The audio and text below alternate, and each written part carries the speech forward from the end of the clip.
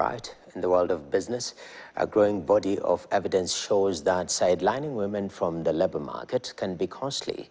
This is negatively affecting macroeconomic productivity in labor markets, where women's talents and skills are not matched to suitable opportunities.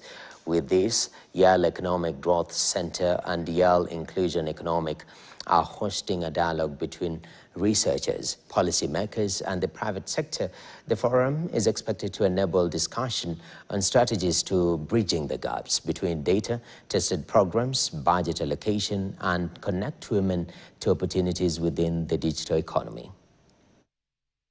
Why are we seeing this pattern that labor force participation rates gaps are relatively smaller between men and women in Kenya? It's 10 percentage points, but there seem to be very large gender wage gaps.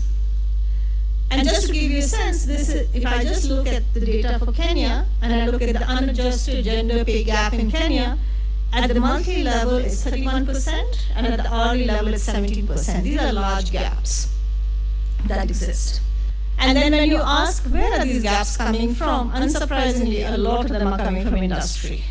So as we said, I think, and this is consistent with what we saw in the labor force participation data, that the gender gaps in employment, but also in industry are coming here. A lot of these earning gaps, especially in Kenya, are in the informal sector. So when I say they're coming in manufacturing, you should particularly be thinking about the informal sector in manufacturing.